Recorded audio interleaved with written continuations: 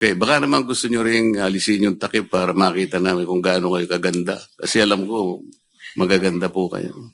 Kung okay lang naman po, kung hindi naman, okay din po sa amin. Actually, request nila Senator Marcoleta na kung pwedeng, kaya nga alias yung ginamit ko, binuko naman Oo yun nga yung eh. pangalan eh. Pero kasi yung kagandahan, hindi pwedeng ipagkait, Mr. Chair. Salamat po, Mr. Chair.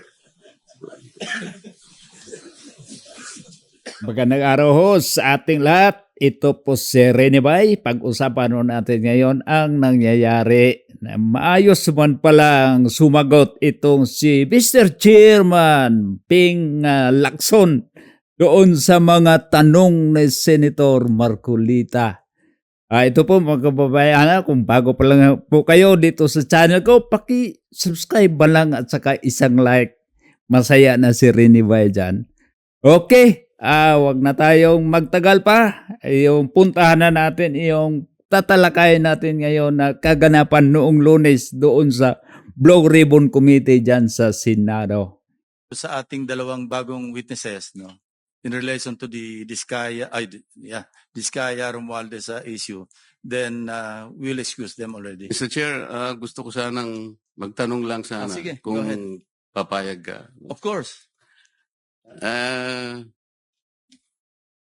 Yung tungkol dun sa Tamarid House sa South Forbes, yung binabanggit mo kanina, di ba?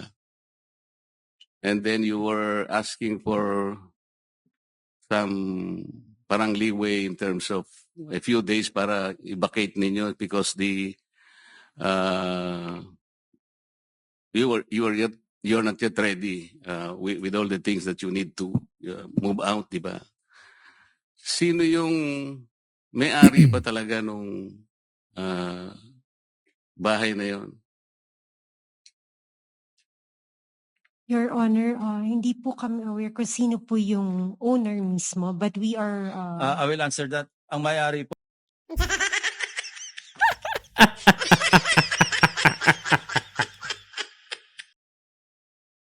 Ping, ang yari, Ping.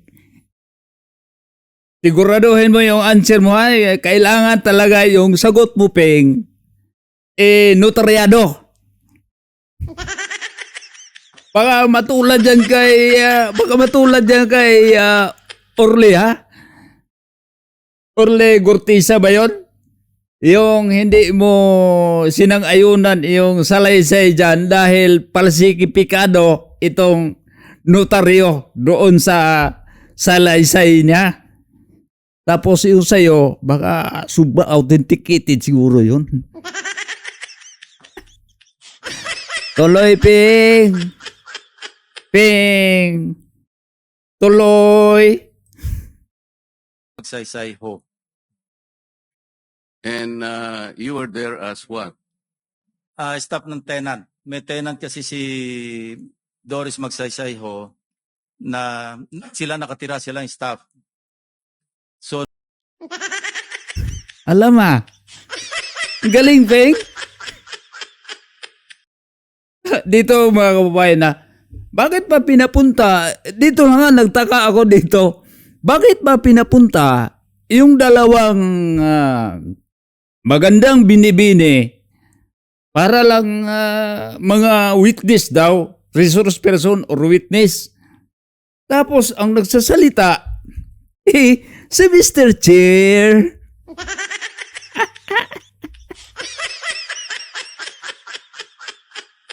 Ping, ang yari.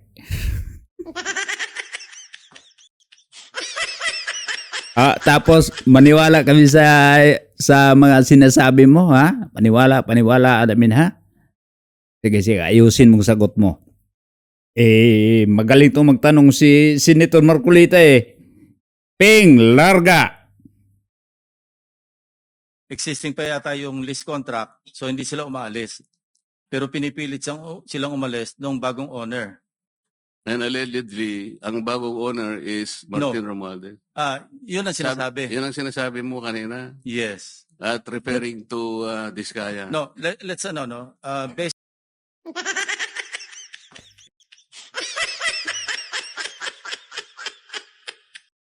Ano ba talaga, Ping? Ikaw na ba talaga tinaguriang tagapagligtas ng mga pinoprotektahan yung ahas?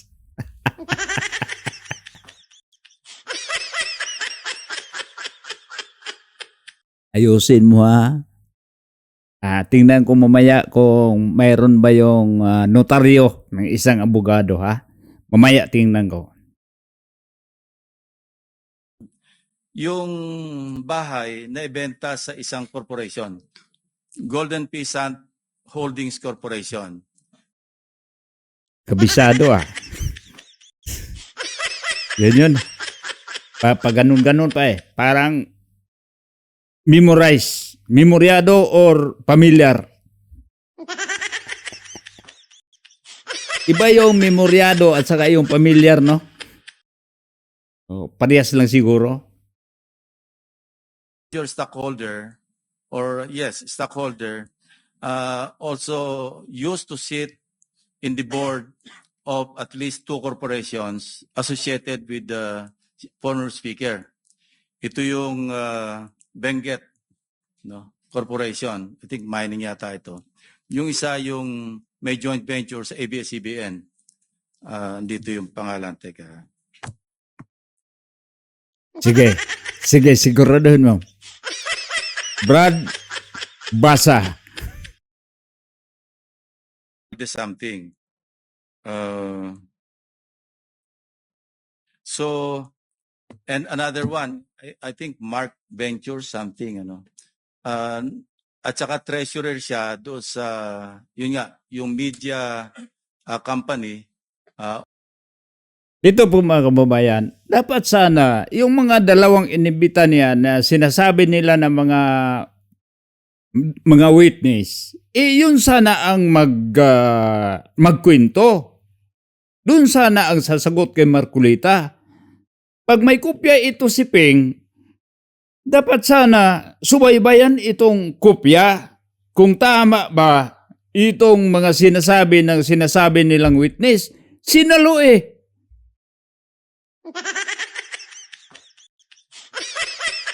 Tama ba yun? O baka gumanti ka lang kay Marcolita.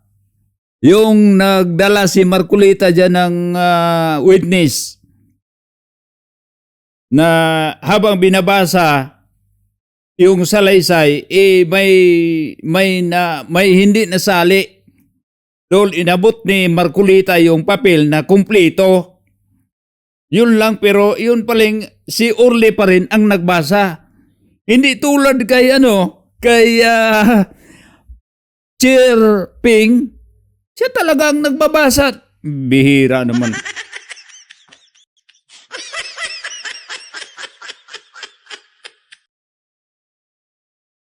Yes. Kasi Romualdez Media something na may joint venture sa ABS-CBN. So yun ang association. So, no, we're not trying to implicate the former speaker. Hindi tayo Sige Ping, iligtas mo Ping. Iligtas mo si Pengke o si Tambe. Ito talaga si Ping, halatang halata talaga itong talaga to. Hindi to taga tahol. Yung aso na, hindi to taga kagat. Bantay lang to. Bantay sa bahay. Yung taga tahol lang.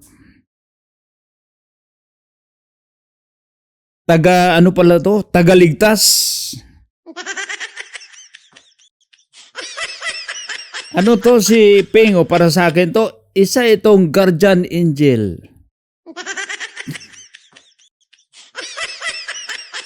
Tagasalo ng sakuna.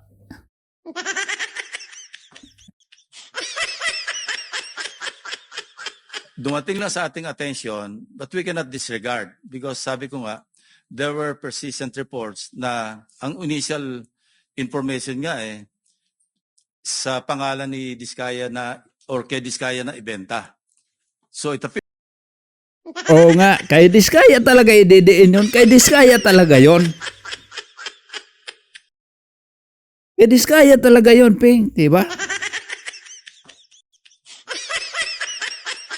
Ano bang magagawa dyan sa committee mo? May iba diyang umaawat doon sa mga sinasabi mo. Ikaw na mismo ang Mr. Chair. Ikaw ang tinanong ni Marcolita. Di, ang witness mo pala. Ang tinanong tapos ikaw ang sumagot. Kung baga, kung sa teacher ka pa, ikaw ang maestra, ikaw ang nagtuturo, ikaw ang nagbibigay ng exam, at ikaw pa rin ang nagbibigay ng answer, ano mangyari sa estudyante mo? Alangan naman bumagsak. Diba? Tapos dito makikita natin sa ang integridad ng committee, anong mapapala natin dito sa Blue Ribbon Committee? Anong mapapala natin dito mga kababayan? Di ba pa parang lang? Sariling buhat ng bangko nila. Kanya-kanya silang paraan para maligtas itong gusto nilang iligtas. Sino kaya yun? Yun ba nga sinasabi nila na para madidiin yung malalaking isda? At iligtas pa rin ang pinakamalaking isda.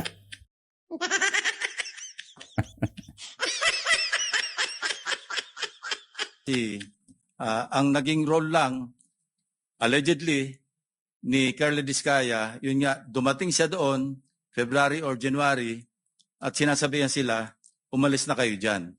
So yun lang ang pagtataka natin. So, hindi naman ito Nagtataka ka nga pinaalis sila.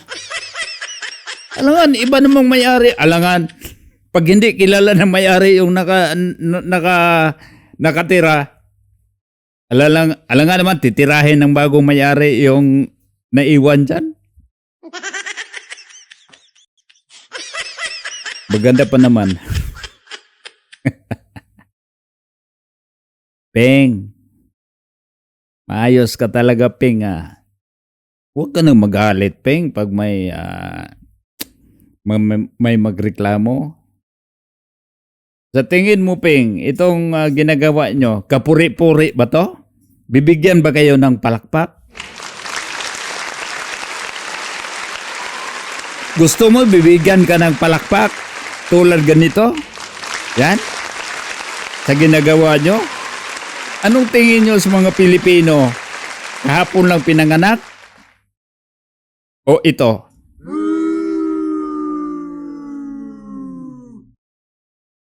or to implead the former speaker. But, this is something that DOJ or the Ombudsman and Iligtas talaga yon ang former speaker. Iligtas talaga. Dahil yun ang papel mo dyan. Bakit ikaw andyan? Bakit pinalitan si Marcolita? Bakit pinalitan ang Senate President? Para maproteksyonan si Tambe. Mahirap ba i-spelling yun? Madali lang i-memorize yun, Peng.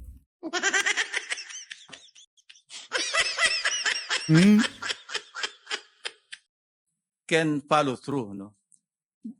We are only providing a lead for whatever it is worth. Nag-provide ka kayo ng lead, tapos ikaw naman ang sumasagot, instead na ang nagli-lead, instead na yung tao na andoon, ikaw ang sumasagot, ikaw ang sumasalo, ano bang maasahan? Kayo diyan ang mag-imbestiga umano, tapos kayo rin ang mananagot sa inimbestigahan ninyo. Lead ang tawag dyan, lead. Ang tawag dyan, hindi lead, lihis.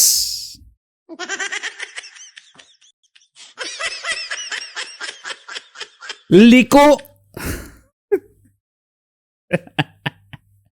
Yun ang sinasabi ni yun ang sinasabi ni Rimulya dati. bend the law.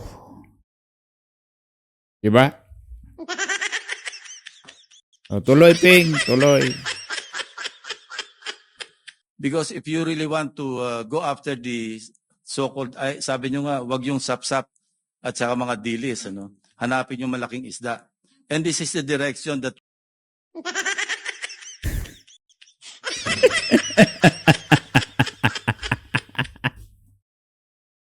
Tapos, saan yung, di ba, paano mahanap?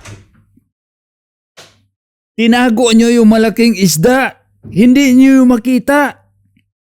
Di ba? Pinakamalaking isda, hindi nyo makita. Yung lang mga dilis at saka yung butite, yung nakita nyo, huwag kayong umasa pag makita nyo yung butite, tapos sabihin yung malaking isda, hangin lang yung laman ng tiyan yan. Hangin.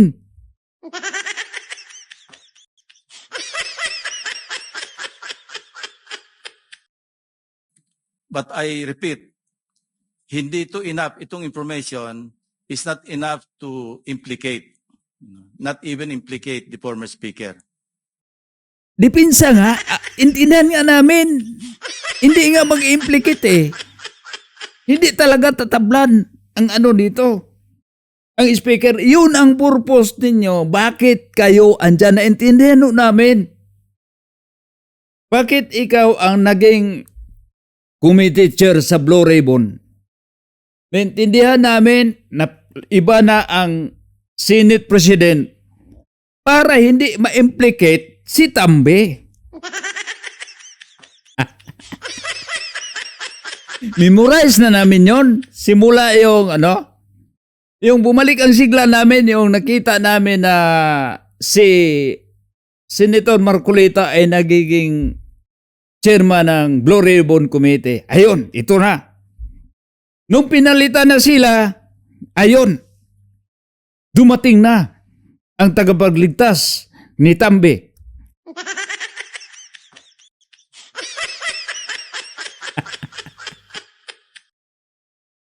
Ano to, Peng? Hindi kami nanonood sa Piriana, nanonood kami sa isang kagalang-galang na sala sa ating bansa. Itong sala sa mga mangbabatas.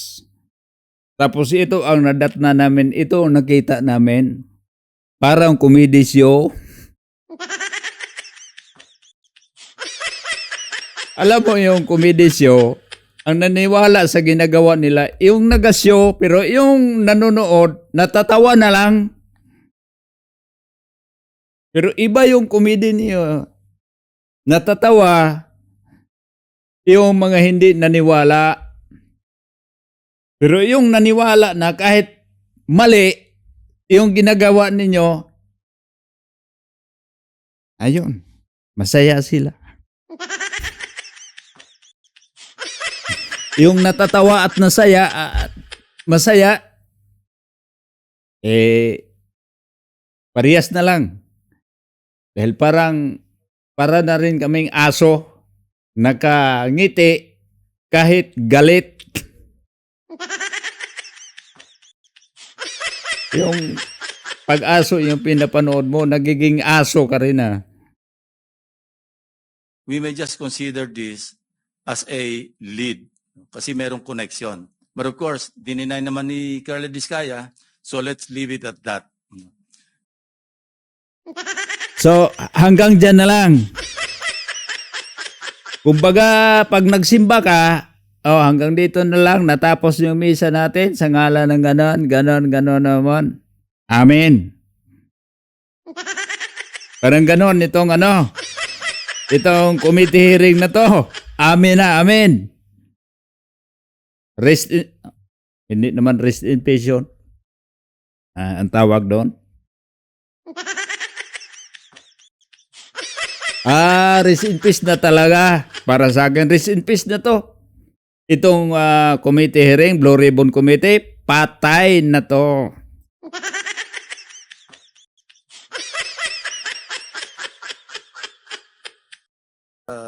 I would like to ask your permission to excuse the two ladies.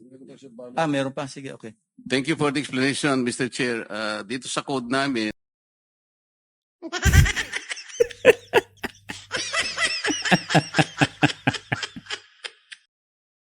Saan ka pa? Kanina, sinasabi kung wala nang magtanong, papaalisin na natin tong inimbitahan nating bisita ng mga witness. Nung umalbat si Senator Marcolita, pwede ba akong magtanong o pwede kang magtanong? Ngayon, si Ping Lacson naman pala yung sumagot. Bakit hindi na lang sinabi ni Lacson, Mr. Marcolita, pauwi na lang dahil lahat mong itatanong tungkol sa kanila, ako nang sasagot. Diba? Bakit hindi lang sinabi? Buti lang sinabi ng ganon para maalaman mo okay pala.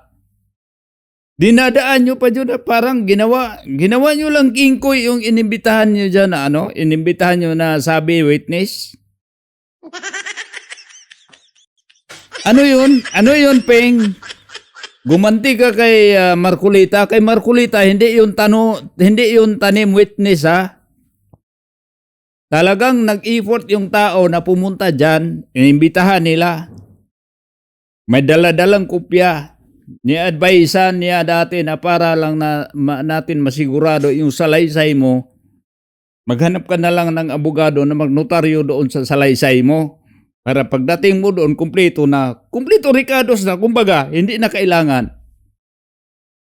Pero itong binabasa ni Peng, itong sinasabi ni Peng, hindi man lang nakalimutan man lang ni Senator Marcolita na, yung mga salaysay mo dyan, may notaryo ba yun sa isang abogado? O baka yung abogado na nagnotaryo, parehas din yung abogado nagnotaryo sa salaysay ni Orle. Wala eh. Yun ang problema ni Senator Marcolita, hindi niya tinanong eh. Ginantihan siya pero hindi siya na. Baka may isang round pa tong Blue Ribbon Committee. May hearing pa siguro to. Pero sa palagay ko, wala nang gana to. Ano bang mapapala natin dito? Pag ito ang nangyari sa ating mga mababatas na sila mismo humahanap ng butas sa kanilang batas na ginagawa.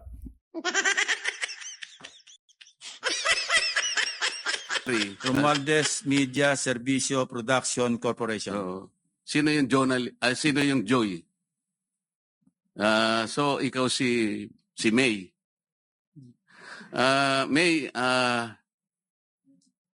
napanood mo ba si Saldico nung siya ay nagpadala ng mga video na kung saan sinabi niya na nag-deliver siya ng 1B doon sa bahay diyan sa Tamarin Road in Forbes.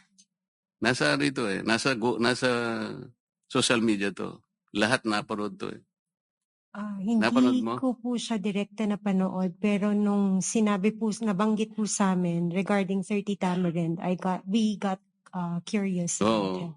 Naging curious ka. Pagkatapos, natatandaan mo ba na sinabi ni Saldico na si Speaker Martin ang nag-designate nung lugar na yon na pagdadalhan ng 1B? Nandun din sa yun.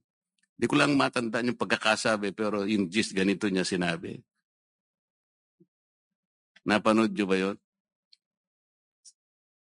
Wala po ako matandaan na ganong pero nabasa po namin yung report regarding sa 30 Tamarin. Yun nga. And then, Natambakan ng pera. maaring natatandaan nyo na sinabi rin ni Saldico, doon din sa na yon, sa paghahayag na yon, na si Yusek Jojo Cadiz ang tumanggap na yon ay drop-off lamang ng delivery sa bahay daw ng ating Pangulo daw sa Nara. Ando, siya yung nagsasabi siya nagsasalita Napanood ko yun Tinatanong ko lang kung kayo napanood nyo din yung ganong klaseng paghahayag na ginawa ni Saldico.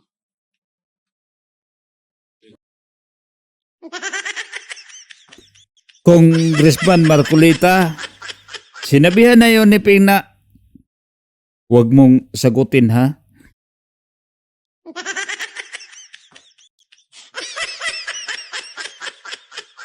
Ito, makikita natin itong inibitahan nilang saksi.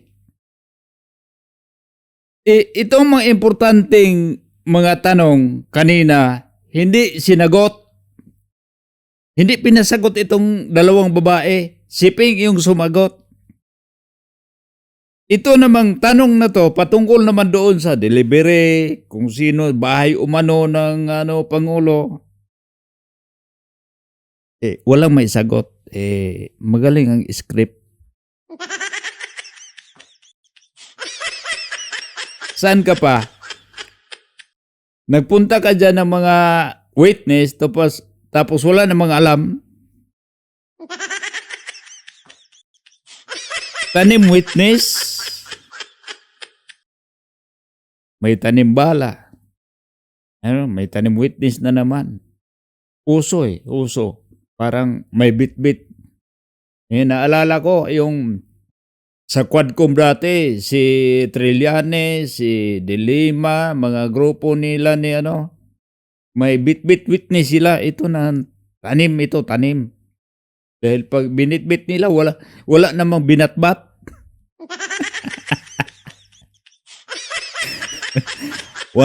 Yung bitbit nila, walang binatbat. Tapos ako po, Yan yung mga hearing at saka yung news. Naging curious lang po kami nung nagkaroon na nga po ng report tungkol dun sa 30 Tamarin. Okay. So, hindi po namin matandaan yung news na ganun po. Okay, baka naman gusto nyo rin alisin yung takip para makita namin kung gaano kayo kaganda. Kasi alam ko, magaganda po kayo. Kung okay lang naman po, kung hindi naman, okay din po sa amin. Actually, request nila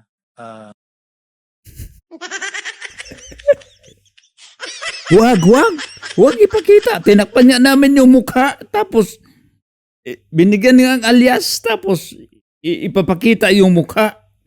Bira naman. Ito naman si Senator Marcolita. Nang asar talaga.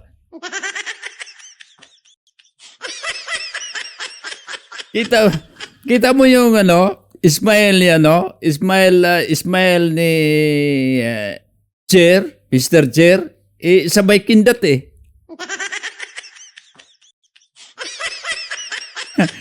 Ang pugi-pugi ni Mr. Chair dito Wag naman. Bubuking mo talaga ako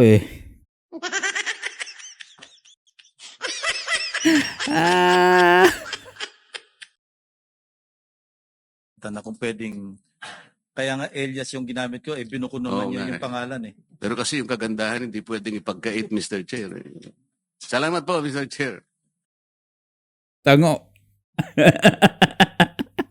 Okay, so let's move on. So, Dito mga kababayan hanggang dito lang po ang ating tinatalakay ngayong araw. Parang walang saysay yung pinag-usapan natin, pero kahit pa paano, nalaman natin na ito ang mukha ngayon ng Blue Ribbon Committee. Nagiging kingkoy ang kanilang show. May script. Kumplito Ricardos May mga intermission, may mga ganon-ganon. Pero sa kay Leandro, nagbitbit ng tungkol doon sa mga Cabral files. Anong tinanong nila? Kung paano kinuha yung files. Hindi naman, wala naman lang silang interest doon sa files mismo. Di ba? So, itong hiring-hiringan nila, para lang kumbaga masatisfy yung sambayan ng Pilipino na ginagampanan ang trabaho nila. Pero ang totoo, ayaw na nila. Gusto na nilang patayin ang issue. Doon na tayo kay Doon na tayo kay anong tawag na doon? Tawag nito, si pangalan nito, si Bong Revilla. Doon na. At hanggang dito lang po. Ito po si Rene Bay. Magkita-kita ulit tayo sa susunod kong video. Salamat.